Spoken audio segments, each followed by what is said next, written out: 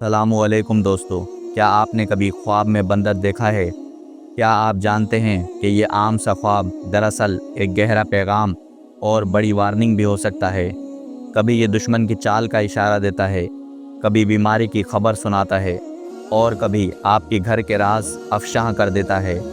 آج ہم آپ کو بتائیں گے کہ حضرت ابن سیرین رحمۃ اللہ علیہ، حضرت ابراہیم کرمانی رحمۃ اللہ علیہ اور حضرت جابر مغربی رحمۃ اللہ علیہ نے اس خواب کی کیا تعبیرات بیان کی ہیں۔ تو دھیان سے سنیے، کیونکہ ہو سکتا ہے یہ خواب آپ کے بارے میں ہی کچھ بتا رہا ہو۔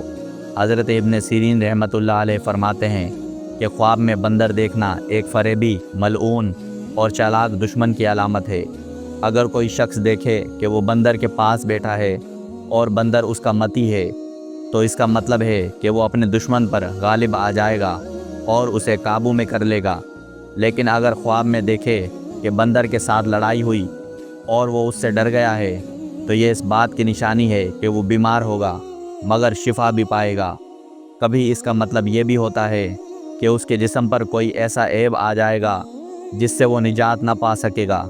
حضرت ابراہیم کرمانی رحمۃ اللہ علیہ فرماتے ہیں کہ اگر دیکھے کہ اس نے بندر کو مار ڈالا ہے تو وہ اپنے دشمن کو شکست دے گا۔ اگر دیکھے کہ بندر کا گوشت کھا رہا ہے تو یہ غم، رنج اور بدنامی کی علامت ہے۔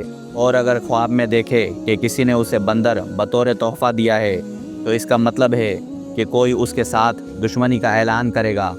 حضرت جابر مغربی رحمۃ اللہ علیہ فرماتے ہیں کہ اگر خواب میں بندر کو مارا ہے تو یہ بیماری کی علامت ہے مگر شفا جلد مل جائے گی۔ لیکن اگر خواب میں بندر گھوڑے پر بیٹھا ہے تو سن لیں، یہ خطرے کی گھنٹی ہے۔ اس کا مطلب ہے کہ کوئی آپ کی بیوی کے ساتھ غلط تعلق قائم کرنے کی کوشش کرے گا۔ اگر بندر گھر میں آ جائے تو اس کا مطلب ہے کہ گھر میں کوئی عورت جادو کرے گی۔ اور اگر بندر آپ سے باتیں کر رہا ہے تو اس کا مطلب ہے کہ کوئی عورت آپ کو نقصان پہنچائے گی۔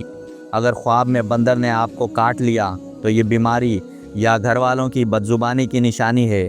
اور اگر بندر نے آپ کو کوئی چیز دی یا آپ نے اس سے کچھ لے کر کھایا ہے تو اس کا مطلب ہے کہ آپ اپنا مال ضائع کر بیٹھیں گے۔